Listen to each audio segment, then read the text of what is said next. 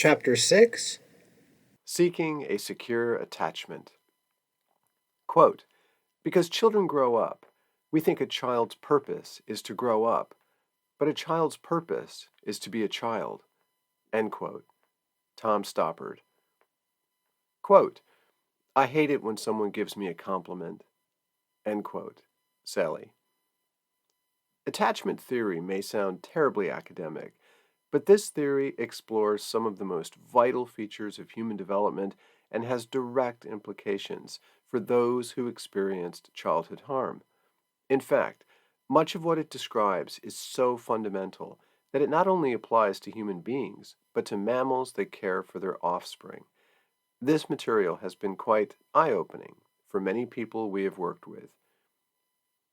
A word of encouragement for those who are parents.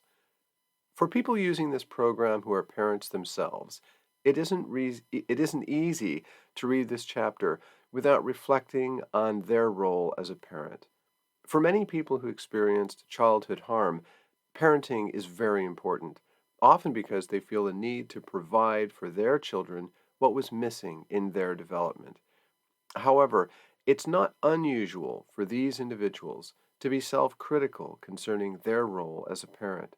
They often know what it feels like to have a parent who didn't keep them safe or caused harm, so they can be very sensitive to making parental mistakes.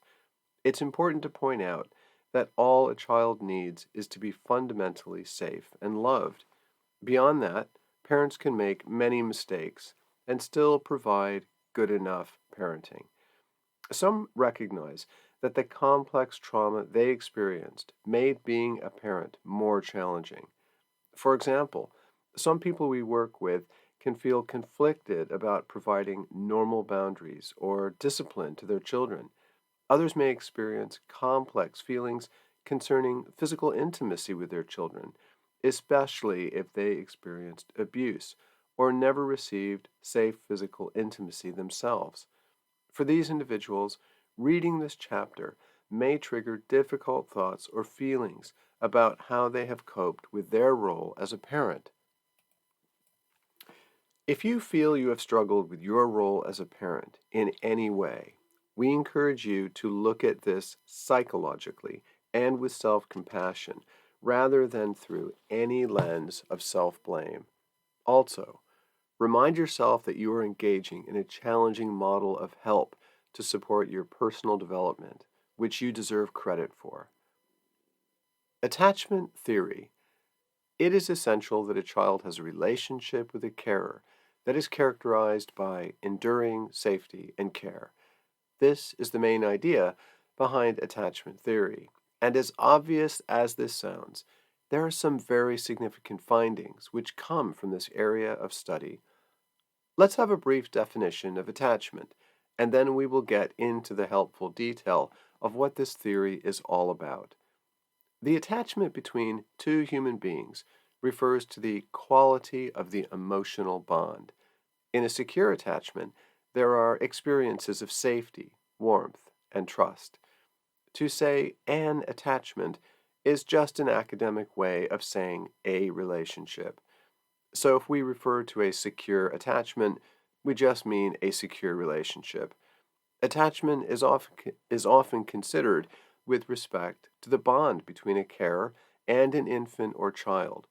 However, as we will see, attachment is an essential human experience throughout life, and the quality of attachment you experienced in infancy and childhood tends to impact the experience of attachments in adulthood. Attachment theory is not a perfect science, and while the ideas can appear clear-cut on paper, for some it can seem messier when you apply them to your experiences. Despite the scrappiness of this theory, it really does try to get at important aspects of child development and adult well-being. At any rate, the way in which you identify to these ideas that you will find here is what really matters. As you read, try and connect your childhood and adult experiences to the ideas you encounter. See what memories you can manage to work with. Attachment theory was developed in the 1950s by British psychiatrist and psychoanalyst John Bowlby. Before Bowlby, there was a prevalent view that human development was driven by feeding experiences or a child's inner fantasy life.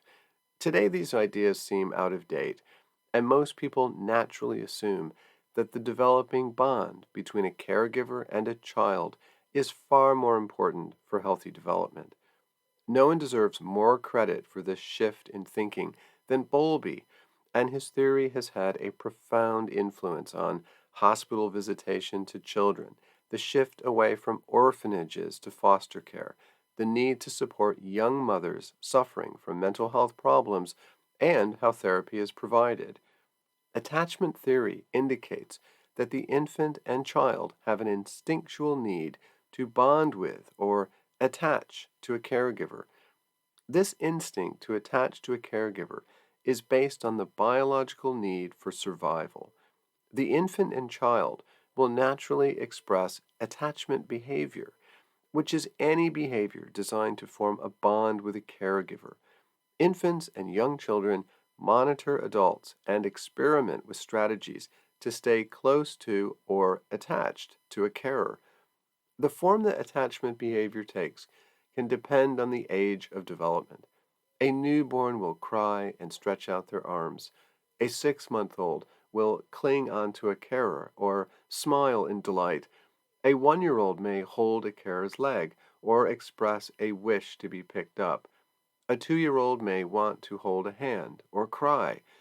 As a child begins to move about independently, they may bring the carer something to show them. Attachment behavior is about staying in close physical proximity to the carer. This inborn need for a secure attachment is so basic that it's thought to be shared with other mammals.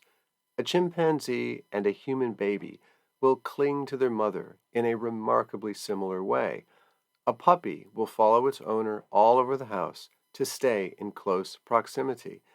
Ducklings ride on mom's back or swim behind her in an orderly queue when they get too big. What a mammal infant will not do is allow a caregiver to get too far away from them.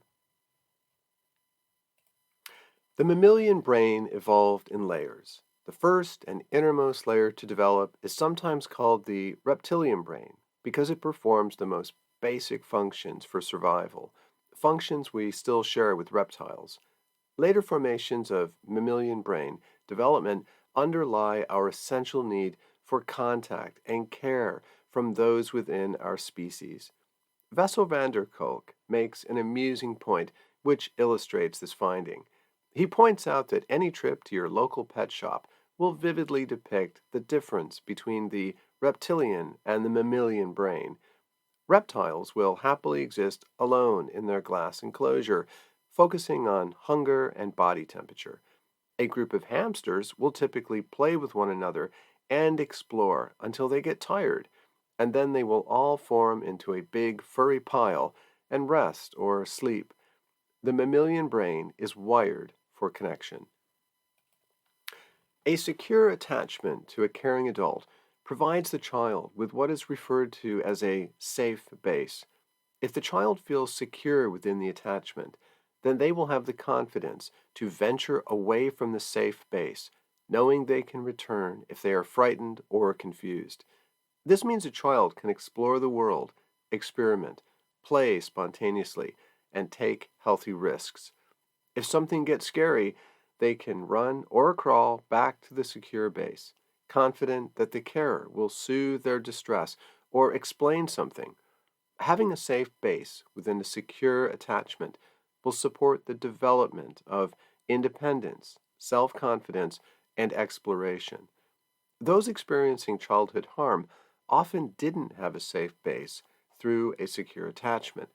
They may have formed some attachment to a carer, but it is referred to as an insecure attachment.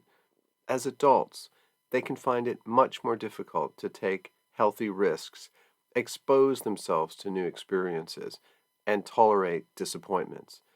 Or because they expect harm or disaster, some may just act recklessly or place themselves in vulnerable situations. Why not take senseless risks if you're just going to get hurt in any event? Without the consistent experience of a safe base in childhood, your experience can narrow through avoidance or the danger may continue. There are thought to be three different styles of insecure attachment, which we will look at in a moment. However, to keep things simple, let's first summarize some of the main differences between a secure attachment and an insecure attachment, which forms in childhood. As you read through Chart 1, you may wish to highlight or circle what seems relevant for you. The word child covers birth to 18. Please pause the audio and review Chart 1 and then complete Exercise 1 in the guidebook. Enter Mary Ainsworth and attachment styles. While we can consider attachment in terms of secure and insecure, as in Chart 1, a colleague of John Bowlby's named Mary Ainsworth illuminated three different insecure attachment styles. Ainsworth discovered these insecure attachment styles through an ingenious experiment run during the 1970s called The Strange Situation. Where Bowlby was the theoretician, Ainsworth was the exacting scientist who wanted to get to the detail of how secure and insecure attachment styles actually work. The Strange Situation experiment involved a room with various toys and a one-way mirror the experimenters could look through. A mother and her 12 to 18-month-old child are shown into the room by an experimenter who leaves after about 1 minute. For 3-minute periods, the child has different experiences. The mother is left alone with the child. A stranger then joins them. The mother leaves the child with the stranger. The mother returns and the stranger leaves. The mother leaves and the infant is left alone. The stranger returns. The mother returns and the stranger leaves. This experiment will have caused some anxiety for the child, and we are sorry if this is upsetting for some readers. From Ainsworth's perspective, causing some anxiety in the child was necessary to understand the quality of the attachment between child and mother. The experimenters were interested in observing the child's reaction to the above events in various ways. Was the child able to use the mother as a safe base to explore the room and toys? Was the child distressed when the mother left? Did the child search for their missing mother? Did the child seek comfort when the mother returned? Was the child comforted by the mother, or did they resist the mother's efforts to comfort? Through her experimentation, Ainsworth identified 4 attachment styles in children: secure, anxious or ambivalent, avoidant, and disorganized. You will have an opportunity to explore these styles in a moment, but we need to make a couple of general points. Recall that a child has an instinctual need to form an attachment to a carer, and they will try different strategies to achieve some form of attachment. You may not remember how you went about this as an infant and young child, but you will have made attempts. The style of attachment you will have been able to form is thought to largely result from the carer's response to you. In order to form a secure attachment, you needed to have at least one person who could consistently understand and respond to your needs and who you felt safe with. If this did not occur, you may well have developed an insecure attachment style. If these attachment styles were only present during childhood, this information would be less relevant. However, the attachment style you developed in childhood to primary carers tends to endure and show up within adult relationships. In other words, the style of attachment you were able to develop with a carer as an infant and child will color the quality of attachments you tend to form within your adult relationships. So, when we are discussing the different attachment styles, you can consider both your attachment to carers, i.e., parents or others, and adult relationships. As you read about the attachment styles below, see what you can connect with. Accessing memories and some creative reflection may be useful. Bowlby originally felt that an infant and child would only bond with one attachment figure, typically the mother, and Ainsworth experimented with mother and child bonds. However, later research suggests that fathers can be important attachment figures, as can other individuals acting in a nurturing role. You may have had more than one carer that was relevant as a child, and the attachments may have been quite different. For some, an attachment to one caregiver may have helped to reduce the harm experienced with other carers. The section below looks at how attachment can develop in childhood, and later we will draw out how this can manifest in adult relationships. Attachment styles. Secure attachment style. For a secure attachment to develop, the child will have largely felt safe with a caregiver. The caregiver will have understood their own emotions and been largely emotionally stable, and they will have been able to tune in accurately to what their child is feeling and needing. They will have been responsive to the child's feelings and needs. The child experiences the carer as a safe base from which they can explore, knowing they can return and be soothed by their care if something goes wrong. The child is learning through experience that people can be trusted to understand and meet needs. The child is encouraged to develop a positive sense of self and will largely see others in a positive light. No parent gets it right all the time, and every parent can have bad days. The quality of time spent with the child may be more important than the amount of time. In the strange situation experiment, children who were securely attached to their mothers felt distressed when their mothers left the room, avoided the stranger when the mother was not present, but were friendly with the stranger when the mother was, and were positive and happy when the mother returned. If upset, the child could seek and be comforted by the mother. Anxious or ambivalent attachment style. The infant or child who develops an anxious attachment style will often not know what to expect from a carer.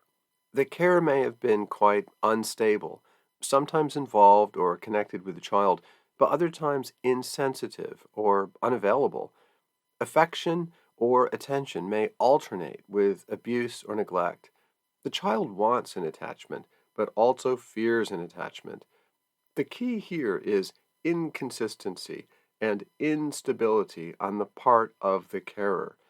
The child may feel needy and dependent on the caregiver, but also fearful or angry towards them. This attachment style is sometimes referred to as ambivalent. The word ambivalent means to have contradictory or conflicted feelings.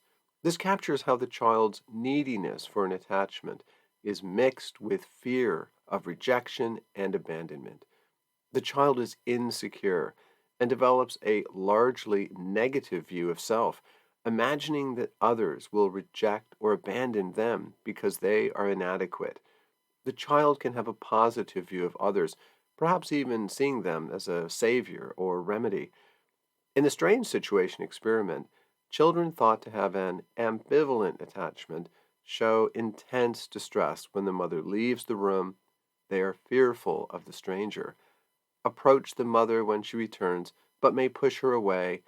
The child explores the room less and cries more. Avoidant attachment style. The infant and child may have experienced more consistent neglect, rejection, or abuse concerning a caregiver. The caregiver may have been unavailable, abusive, or preoccupied with their needs or problems. The child will have wanted a safe attachment, but at some point they decide that ignoring their own needs and feelings and not trusting in others might be the best strategy. The developing child will learn that they must be independent of attachment figures and that relying on others will be a disappointing or harmful experience. The key here is consistency, but it's a fairly consistent lack of safety or nurturance. Ironically, the child may develop positive aspects of self, but it will be based on notions of independence, self reliance, or certain personal skills. In the strange situation experiment, children with an avoidant attachment style show little distress when the mother leaves the room, are okay being alone with the stranger, play normally with the stranger present, and show little interest in the mother when she returns. If the child accepts any comforting when distressed, they are equally likely to accept it from the mother as the stranger. Disorganized attachment style. Mary Ainsworth initially identified the first three styles indicated above. However, as numerous trials of the strange situation experiment continued, she identified a fourth, disorganized attachment style. Mary Ainsworth initially identified the first three styles indicated above. However, as numerous trials of the strange situation experiment continued, she identified a fourth, the disorganized attachment style. The abuse and neglect these children experienced were thought to have been severe and consistent to the point where they were left dazed or confused, with little strategy for attempting an attachment. The adult's behavior was likely very erratic, but consistently negative, alternatively abusive, distant, intrusive, or controlling. The child can experience dissociation, anger, distress, or passivity. Their experience of themselves is very negative, and they are fearful of others, who they also see as negative or harmful. This is why it's sometimes called the fearful attachment style. At least with the anxious and avoidant styles, the child is developing some strategies for dealing with their experiences. With the disorganized style, the child is simply overwhelmed and confused. They can't seem to discover any strategy for attachment or control within their relationships. We mentioned that the attachment style which forms in childhood tends to endure into adulthood and shows up within adult relationships. How does this happen? Bowlby said that through childhood experiences, a child develops an internal working model to help them achieve a sense of security and control within their relationships. The internal working model is like a story people keep telling themselves about relationships. You can sometimes hear the voice of the internal working model in the way people describe themselves and their relationships. Ellis experienced consistent neglect and emotional abuse and was placed into foster care at 13. She had one friend who she spoke with about twice a month, though that relationship wasn't that close. Ironically, Alice worked as a human resources officer, but she had developed what we saw as an avoidant attachment style. You can get a sense of her internal working model as concerns others through her words. Quote, I don't like people. I have so little tolerance for all the bullshit and stupidity. You can't rely on anyone. End quote. Daniel was raised by a single mother who was emotionally unstable, sometimes loving and attentive, but other times absent or rejecting. He had a series of childhood illnesses and would intermittently spend weeks in a hospital, separated from all his family. He was a military veteran who now worked as an ambulance driver. Daniel loved his wife intensely, but often imagined she was having an affair, and when she went out of town for her work, he became desperate and would call and text several times a day. He struggled with low self-esteem and could feel a sense of emptiness and desperation, often when alone. His childhood experiences would predict an anxious attachment style, which we saw. His words also express an internal working model about himself and others. Quote, I'm such an idiot and I hate acting the way I do with Karen, his wife, and I know I'm messing everything up. I really love her, but I just keep thinking she is going to leave me in the end. End quote. Jerry was a young man who experienced frequent and extreme physical and emotional abuse from his father, who was his main caregiver. With a complete absence of any safety in childhood, he presented with a disorganized attachment style. He appears frightened, confused, and sometimes dissociated within our sessions, and he can't remember much of his childhood. His only social connections are through gaming sites, and he has been unemployed for 5 years. His spaniel is literally the only thing he seems to trust. He has little strategy for attaching, reflecting how overwhelmed he was as a child. His words also give clues to his internal working model concerning self concept and how he sees others. Quote, I don't want to be alone, but I can't cope with people. I want to have friends, but I get paranoid that people hate me, and then I leave a gaming site. I've left 3 sites now. End quote. As you read through Chart 2, see what you can connect with. You may identify clearly with a particular style, or it may not feel that simple. Please pause the audio and review Chart 2. Below is a brief summary of the main points concerning attachment theory. 1. The infant or child has an instinctual need to form an attachment with a carer to ensure survival. 2. A secure or insecure attachment will form as a response to the carer's sensitivity and care for the child. A secure attachment is considered, well, a secure attachment style. Anxious, avoidant, and disorganized styles are considered insecure attachment styles. 3. A secure attachment provides a safe base from which a child can explore, experiment, and play, knowing that they can receive comfort and reassurance if they become distressed. Insecure attachments do not provide a safe base, which can limit exploration and the development of confidence. 4. The development of attachment style in childhood tends to endure into adulthood and adult relationships. This occurs due to the internal working model the individual forms during childhood. Please pause the audio and complete Exercise 2 in the guidebook. How might attachment theory help you? If attachment theory were merely a set of ideas, it wouldn't have much use. However, this theory can directly support personal development in a couple of ways. First, a deep appreciation of how adverse childhood experiences led to an insecure attachment style and related relationship difficulties can allow you to be more compassionate with yourself. A child will have developed an attachment style as a way of trying to stay safe and feel some control within relationships.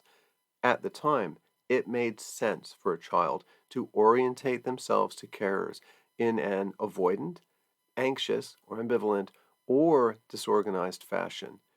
If you can appreciate that the attachment style which developed in childhood can rear its head in unhelpful ways within adult relationships, it's important to be compassionate with yourself.